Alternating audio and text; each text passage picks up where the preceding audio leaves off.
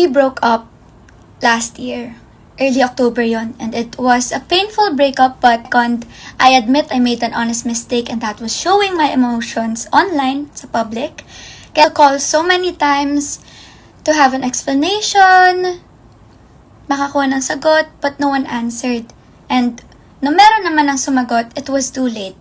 It was too late for me to take it all back. It was too late for me to to delete the video that I posted. Kaya, guys, hindi ho ako nanugod sa dressing room. Hindi ho talaga.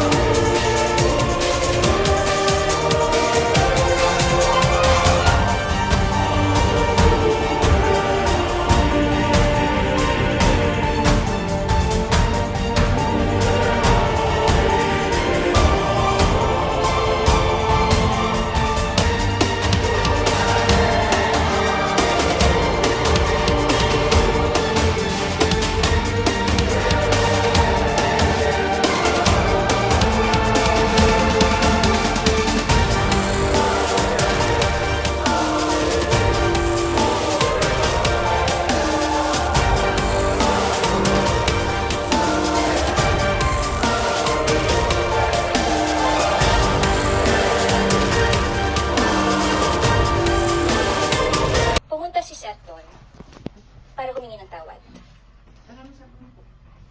He invited Blythe, pero hindi siya sumama. And then the next thing I know is ako na yung pinagpipiestahan sa social media.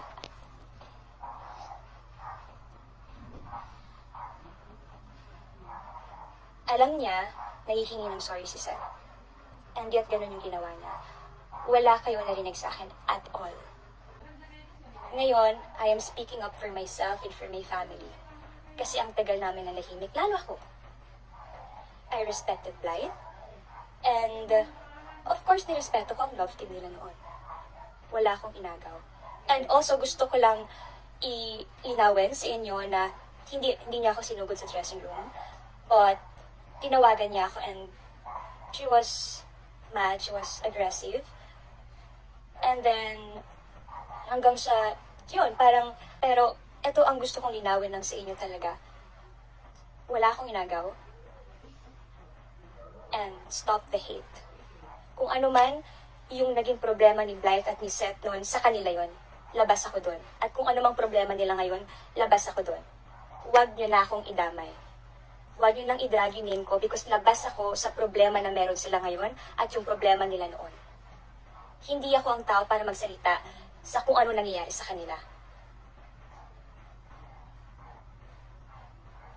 Labas ako sa lahat ng problema niya. Sa problema nila. Kaya sana, after this live, stop asking me questions na about this. And I am aware sa lahat ng comments niya, mapa-TikTok, Instagram, sa lahat. Ang dami niyong tinatawag sa akin, ang dami kong pangalan, ahas. Ganito, ganyan, lipat 2.0 pa kayo.